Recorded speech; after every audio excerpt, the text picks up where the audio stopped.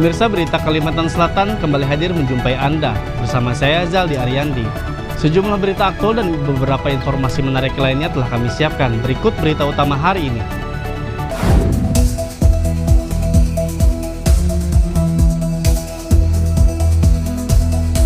Banjarmasin tanggap darurat sampah.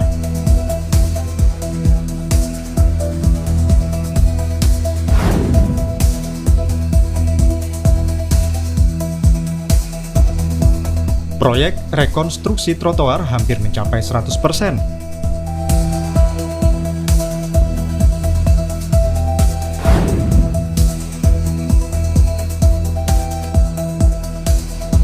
Sebanyak 280 peserta P3K Tenaga Pendidik dan Kesehatan ikuti orientasi P3K.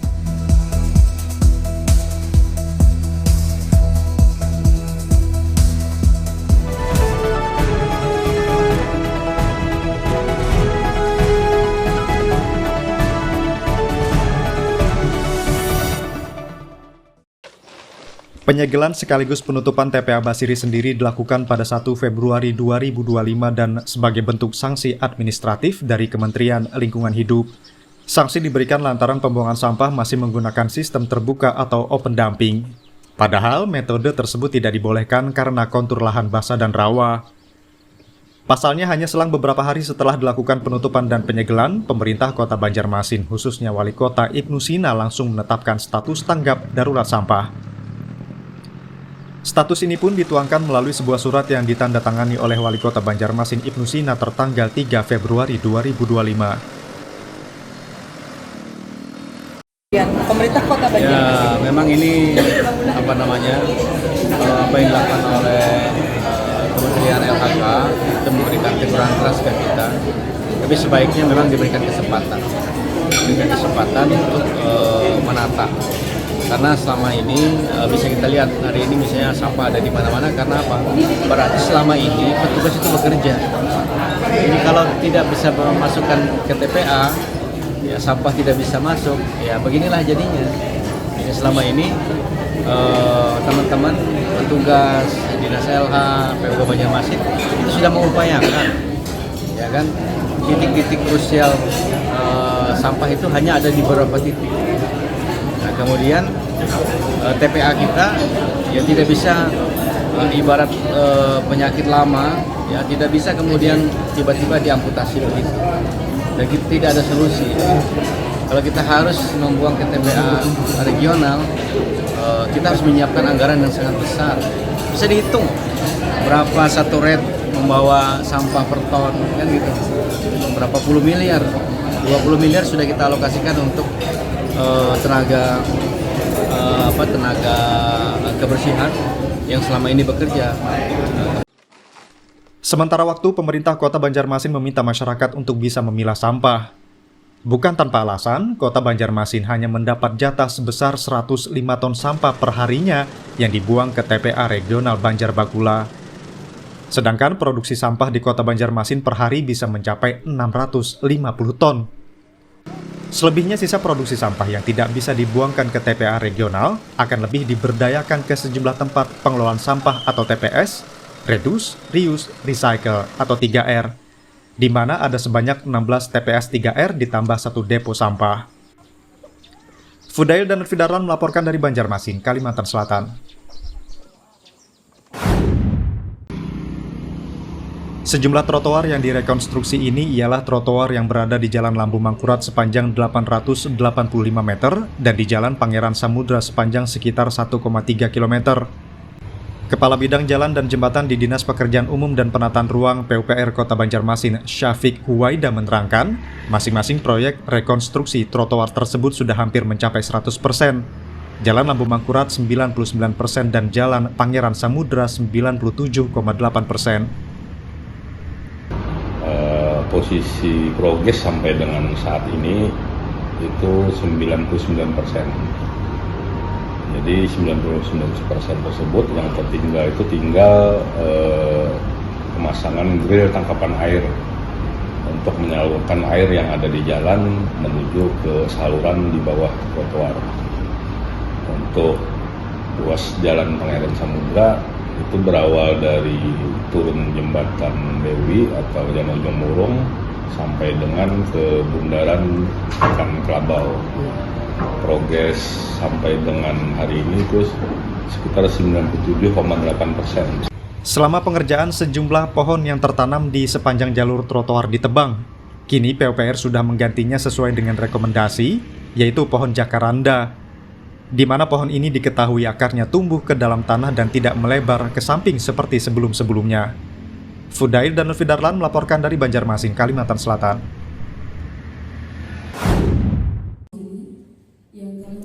Badan Kepegawaian Pengembangan Sumber Daya Manusia BKPSDM Kabupaten Hulu Sungai Selatan menggelar orientasi pegawai pemerintah dengan perjanjian kerja Angkatan 1-7 tahun 2025. Orientasi P3K dibuka oleh Sekretaris Daerah Kabupaten Hulu Sungai Selatan Muhammad Nur di Pendopo Bupati Hulu Sungai Selatan Senin lalu. Sebanyak 280 peserta P3K Tenaga Pendidik dan Kesehatan Angkatan 1-7 mengikuti orientasi yang dilaksanakan di Gedung 2 BKPSDM Kabupaten Hulu Sungai Selatan.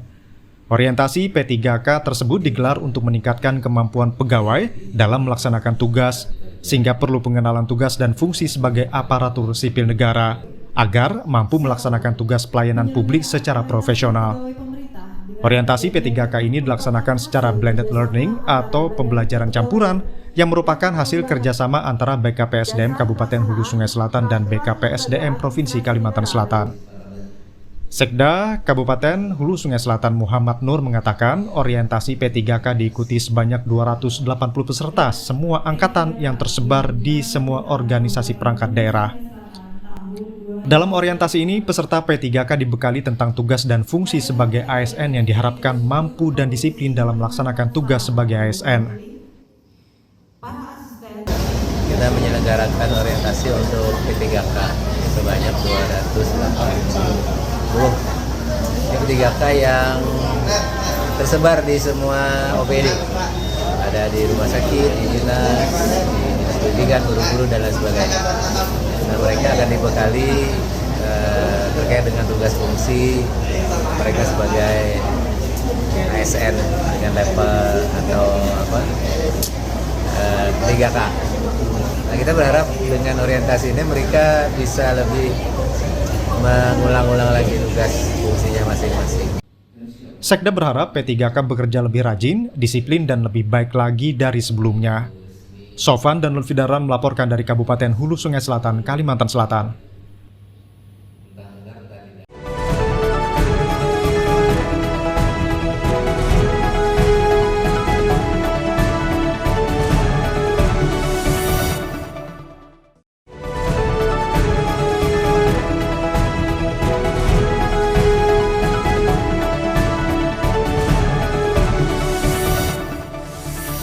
Pemirsa, terima kasih masih bersama kami. Bagi Anda yang baru bergabung, berikut berita utama hari ini.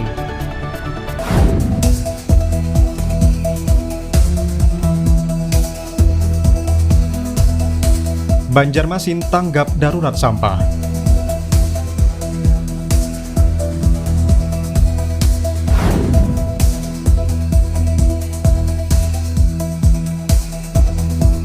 Proyek rekonstruksi trotoar hampir mencapai 100%.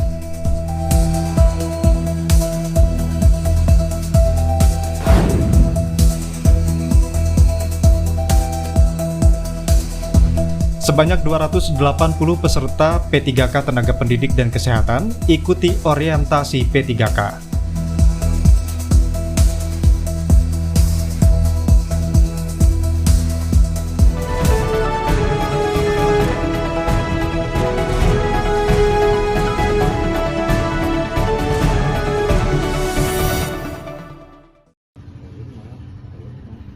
Fasilitas lift yang berada di Siring Menara Pandang terlihat ditutupi papan triplex oleh pengelola. Belakangan diketahui lift ini memang belum dioperasikan, meski telah diresmikan pada 16 Januari lalu oleh Wali Kota Banjarmasin Ibnu Sina. Padahal sejumlah pengunjung Siring Menara Pandang ingin memanfaatkan fasilitas ini dan menikmati liburan mereka dari atas Menara Pandang. Terlebih sejumlah warga belum pernah merasakan langsung ke bagian atas menara tersebut. Kepala UPT Pariwisata Naziza mengakui lift di Menara Pandang memang belum beroperasi, karena masih menunggu sertifikat layak operasional atau SLO dari Kemenaker Republik Indonesia. Untuk berkas persyaratan mereka sudah menyerahkannya dan tinggal menunggu dari kementerian, lalu dibawa kembali ke provinsi. Diperkirakan SLO ini selesai pada bulan Februari ini. Jika nantinya lift tersebut sudah beroperasi, rencananya lift ini hanya untuk naik, sedangkan warga bisa turun melalui tangga agar mengetahui isi menara pandang yang di dalamnya juga terdapat galeri foto. Untuk pengadaan lift di Menara Pandang sudah selesai 100%, dilaksanakan di tahun 2024. Secara pekerjaan selesai, operasi bisa dan sudah diuji coba sesuai dengan standarnya, sudah dicoba oleh Pak Wali dan Pak Wakil serta Pak Sekda juga kemarin. Tadi juga teman-teman sudah mencoba kan, tidak ada masalah. Tapi saat ini memang ada satu administrasi kita yang belum diselesaikan, yaitu sertifikat layak operasi, yang prosesnya saat ini sedang berlangsung. Ada pembaruan sistem pengajuan SLO ini, yaitu dengan aplikasi atau website dari Kementerian Tenaga Kerja Pusat Republik Indonesia. Jadi saat ini kami sudah upload semua syarat-syaratnya, sedang dalam proses verifikasi, dan kita menunggu SOP-nya sekitar 1 bulan. Dari akhir Desember kemarin sudah kita proses. Jadi ini informasi terakhir kami terima, memang masih menunggu karena ini antriannya satu Indonesia ya, karena di pusat. Jadi kita masih nunggu approve dari sana. Naziza juga berharap jika fasilitas lift ini sudah beroperasi, dapat menambah pengunjung Siring Menara Pandang dan menjadi salah satu tempat wisata pilihan warga untuk menikmati kota Banjarmasin dari ketinggian. Fudail dan Lutfi Darlan melaporkan dari Banjarmasin, Kalimantan Selatan.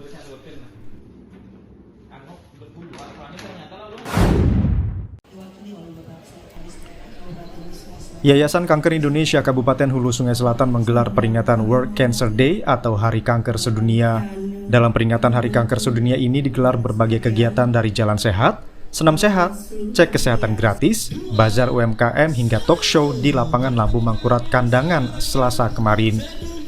Setiap tanggal 4 Februari dunia memperingati Hari Kanker Sedunia, termasuk di Kabupaten Hulu Sungai Selatan yang menjadi momen untuk meningkatkan kesadaran dalam memerangi penyakit kanker. Di Kabupaten Hulu Sungai Selatan, peringatan Hari Kanker Sedunia ini menjadi ajang kampanye yang melibatkan berbagai pihak, dari pemerintah daerah, organisasi kesehatan hingga masyarakat umum yang peduli dengan penderita penyakit kanker. Kampanye tersebut dilakukan untuk mengetahui pengalaman para penderita penyakit kanker dan dorongan semua pihak memberikan perhatian dan dukungan kepada para penderita yang didiagnosa penyakit kanker. Ketua Yayasan Kanker Indonesia Kabupaten Hulu Sungai Selatan, Sri Astuti, berharap kepada semua pihak terutama pemerintah daerah terus mendukung kepada semua penderita penyakit kanker agar mereka bisa terus melaksanakan pengobatan melalui pendampingan baik sebagai teman atau keluarga. Sebar dan kanker karena pemerintah dan dukungan support dari pemerintah daerah dan kita semua untuk semangat untuk melanjutkan pengobatan mereka dan terus selalu mendampingi mereka sebagai teman mereka untuk juga sama-sama. Sementara itu, Sekda Kabupaten Hulu Sungai Selatan, Muhammad Nur, mengatakan pemerintah daerah akan terus mendukung penanganan penyakit kanker di Kabupaten Hulu Sungai Selatan. Dengan kegiatan ini, kita terus mensupport semua aktivitas program untuk penanganan kanker di Kabupaten Hulu Sungai Selatan. Support ini terus-menerus akan kita lakukan dan karena para penderita kankernya akan terus ada. Angka kunjungan di Hulu Sungai Selatan tadi disampaikan oleh Pak Dokter mencapai 6.000 dan ini angka yang sangat luar biasa. Tentu menjadi tantangan bagi kita semua. Kami berharap seluruh jajaran kesehatan dan kita semua agar bisa memprogramkan ini dengan baik. Ada rencana kerja yang terstruktur, kolaborasi yang dibangun agar ke depan penderita ini bisa kita layani dengan baik. Dengan peringatan Hari Kanker Sedunia, semua pihak dapat memberikan dukungan agar penderita kanker bisa terus menjalani pelayanan pengobatan. Sofan dan Fidarlan melaporkan dari Kabupaten Hulu Sungai Selatan, Kalimantan Selatan. Banjarmasin, Kalimantan Selatan. Kota dengan sungai sepanjang 185 km dengan jalan yang membentang sejauh ratusan kilometer.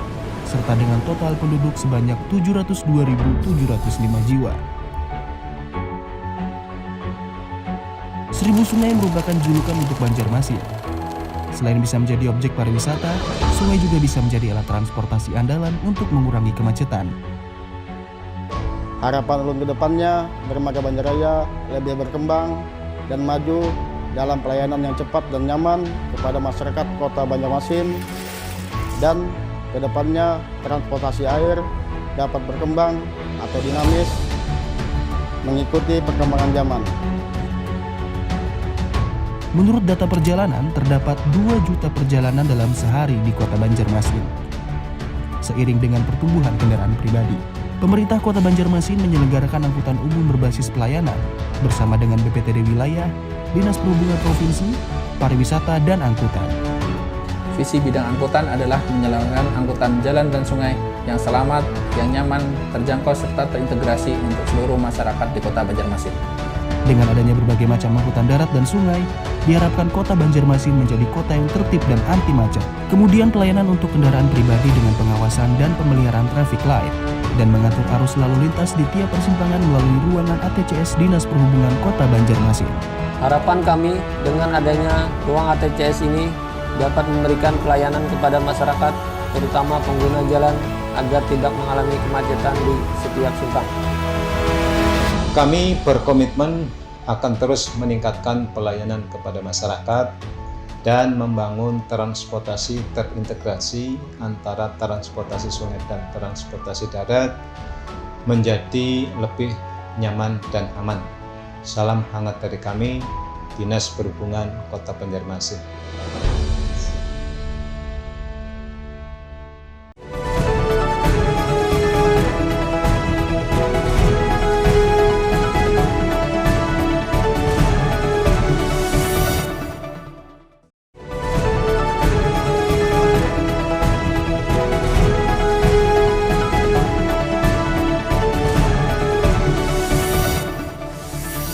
Pemirsa, terima kasih masih bersama kami. Bagi Anda yang baru bergabung, berikut berita utama hari ini.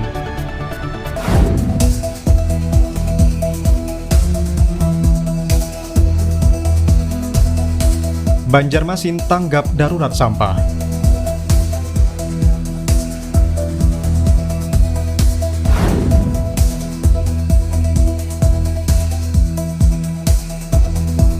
Proyek rekonstruksi trotoar hampir mencapai 100%.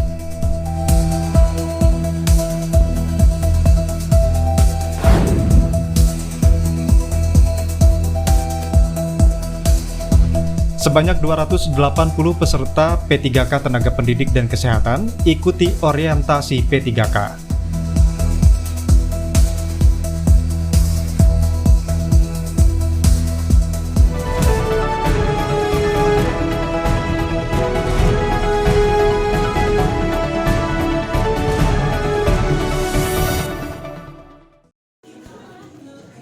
Pemerintah Kecamatan Paringin Selatan, Kabupaten Balangan, Kalimantan Selatan melaksanakan musyawarah perencanaan pembangunan atau Musrenbang tingkat kecamatan di Aula Temanggung Jalil, Inspektorat Balangan Kecamatan Paringin Selatan, Kabupaten Balangan, Provinsi Kalimantan Selatan Senin lalu. Musrenbang ini bertujuan mengoptimalkan penyusunan rencana kerja pemerintah daerah Kabupaten Balangan di tahun berikutnya. Camat Paringin Selatan Riza Kurniawan mengatakan, untuk usulan Musrenbang tingkat Kecamatan Paringin Selatan pada tahun ini didominasi dengan usulan pembangunan infrastruktur. Ia berharap semua usulan dari desa-desa dapat terakomodasi secara menyeluruh agar di tahun depan dapat direalisasikan. Kalau di wilayah Kecamatan Paringin Selatan itu secara dominan di infrastruktur fisik. Makanya itu arahnya ke Dinas PUPM dan kepada Dinas Ketahanan Pangan dan Pertanian Perikanan.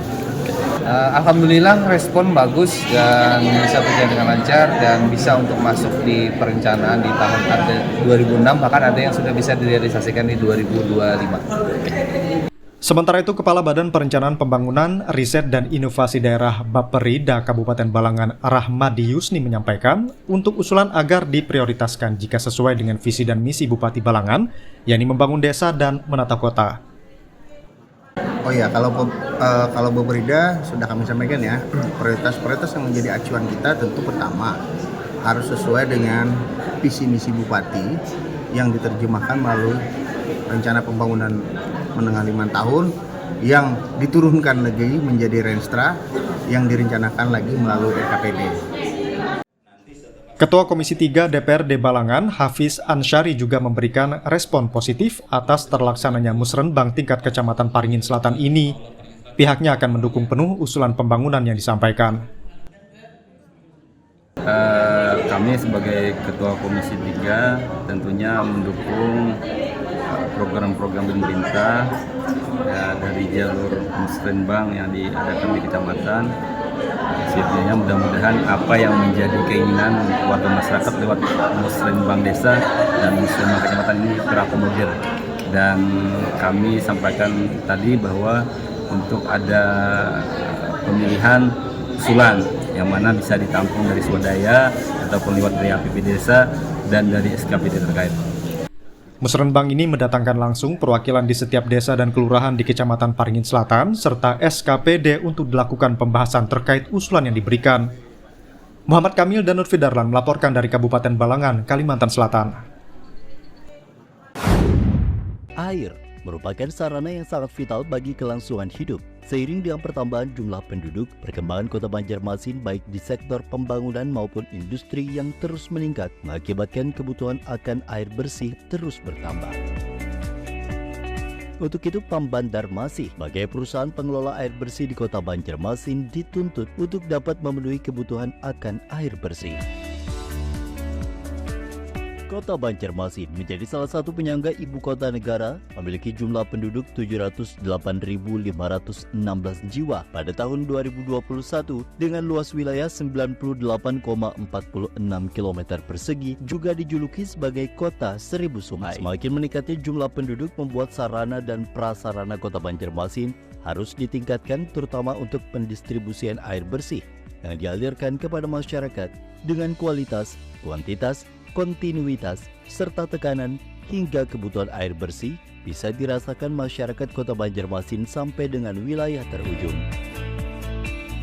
Berdasarkan Perda Nomor 1 Tahun 2022 tentang perubahan bentuk Badan Hukum Perusahaan Daerah Air Minum Banjarmasin, resmi berubah menjadi Perusahaan Perseroan Daerah PT Air Minum Banjarmasin atau Perseroda. Akte pendirian nomor 05 tanggal 10 Juni 2022 yang disahkan melalui keputusan Menteri Hukum dan Hak Asasi Manusia Republik Indonesia. PAM Banjarmasin mempunyai visi, yaitu mewujudkan perusahaan air minum yang berdaya saing global, cerdas, dan unggul dalam pelayanan serta pengelolaan secara berkelanjutan. Sedangkan misi PT Air Minum Banjarmasin adalah mengembangkan karyawan profesional berakhlak mulia, menjaga ketersediaan sumber daya air baku yang berkelanjutan, menerapkan pelayanan prima dan inovasi sistem teknologi terkini, melaksanakan manajemen mutu, lingkungan, keselamatan dan kesehatan kerja atau K3, mengembangkan diversifikasi usaha. PAM Banjarmasin Kota Banjarmasin berupaya untuk tetap terus eksis dalam memberikan pelayanan terbaik kepada pelanggan. Sejalan dengan perkembangan Kota Banjarmasin dan sekitarnya, disadari bahwa kapasitas sumber daya dan kemampuan sistem produksi yang tersedia masih terbatas dan perlu terus ditingkatkan.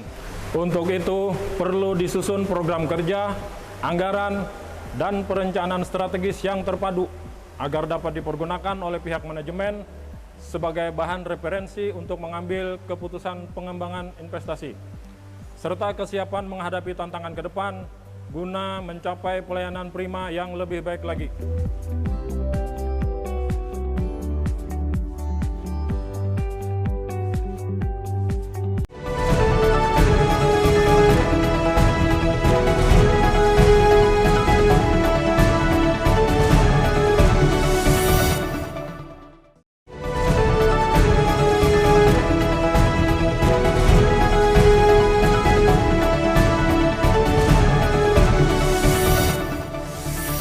Pemirsa, terima kasih masih bersama kami. Bagi Anda yang baru bergabung, berikut berita utama hari ini.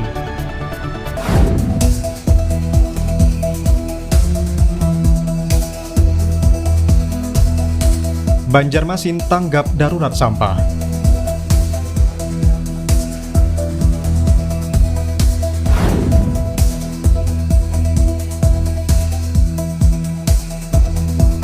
Proyek rekonstruksi trotoar hampir mencapai 100%.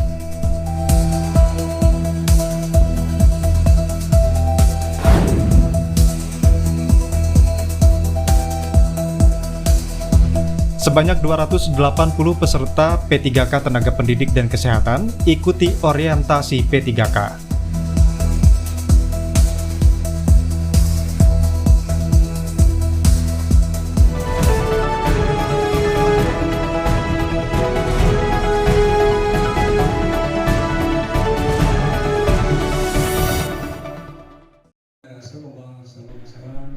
Pemerintah Kecamatan Awayan, Kabupaten Balangan, Kalimantan Selatan menggelar musyawarah perencanaan pembangunan Musrembang tingkat kecamatan Selasa lalu di kantor Kecamatan Awayan. Camat Awayan, Aswal Salahuddin mengatakan bahwa pelaksanaan Musrembang di daerahnya berlangsung dengan lancar, dengan pembahasan yang berjalan baik antara SKPD dan desa. Menurutnya antusiasme para peserta Musrembang ini dikarenakan pentingnya Musrembang ini sendiri dalam pembangunan di daerah. Ya, kita hari ini sebagaimana kita tahu melakukan kegiatan musrembang di mana kami Kecamatan Awayan dijadwalkan pada hari ini hari Selasa tanggal 4 Februari. Kami sangat bersyukur bisa terlaksana dengan baik dan semua yang diundang alhamdulillah 95% berhadir. Juga kita lihat anggota Dewan juga berhadir antusias karena merasa ini musrembang sangat penting untuk bagaimana kita merencanakan sebuah pembangunan. Sementara itu, Kepala Bapperida Kabupaten Balangan Rahmadi Yusni memberikan apresiasi atas pelaksanaan Musrembang di tingkat Kecamatan Awayan ini. Ia menyebutkan tahapan selanjutnya dari Musrembang tingkat kecamatan ini akan dilakukan beberapa tahapan lagi. Salah satunya forum konsultasi publik. Terkait pelaksanaan, kami menganggap di Kecamatan Awayan sangat apresiatif ya. Respon baik itu masyarakat maupun SKPD terkait tempat usulan itu sangat gayung bersambut gitu. Saling menjelaskan apa-apa yang menjadi kriteria atau usulan-usulan yang dapat diprioritaskan untuk tahun berikutnya. Kepala Desa Ambakiang Kecamatan Awayan sekaligus Ketua Persatuan Kepala Desa Kecamatan Awayan, Marhat mengharapkan usulan prioritas di desanya dapat terrealisasi sesuai dengan harapan dari masyarakat. Ada beberapa usulan, diantaranya masalah pendidikan, masalah perairan di persawahan. Masyarakat sangat mengharapkan terutama di bidang pendidikan karena yang diusulkan adalah pembangunan sekolah madrasah ibtidaiyah.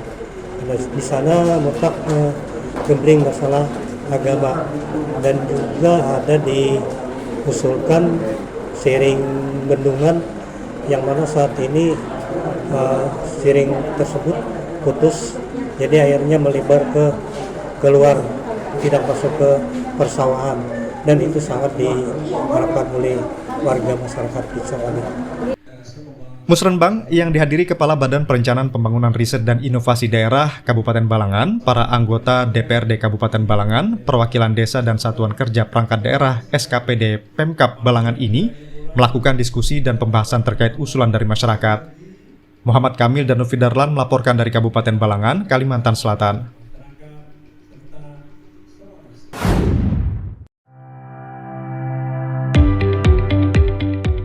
PT Air Minum Intan Banjar Perseroda merupakan BUMD air minum yang melayani dua wilayah atau daerah, yaitu Kabupaten Banjar dan Kota Banjarbaru. Dua wilayah tersebut sebelumnya merupakan satu daerah dan dipimpin oleh Bupati Kabupaten Banjar. Akan tetapi sejak tahun 1999 terjadi pemekaran wilayah yang menjadikan Kota Banjarbaru berdiri sendiri di bawah kepemimpinan Wali Kota Kota Banjarbaru.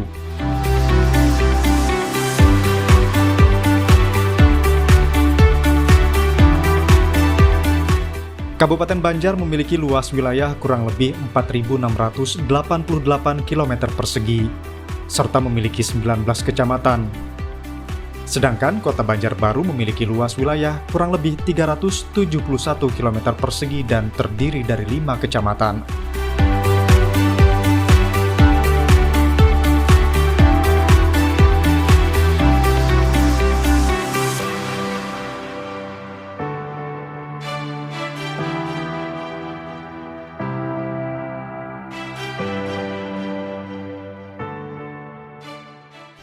PT Air Minum Intan Banjar Perseroda memiliki visi dan misi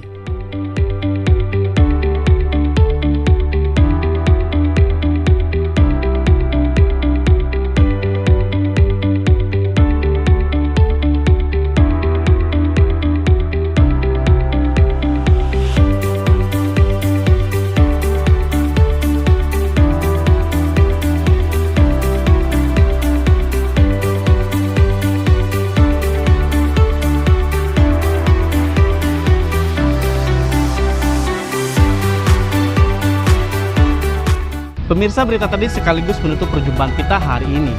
Saya Zaldi Ariandi beserta kru yang bertugas mengucapkan selamat beraktivitas, sampai jumpa.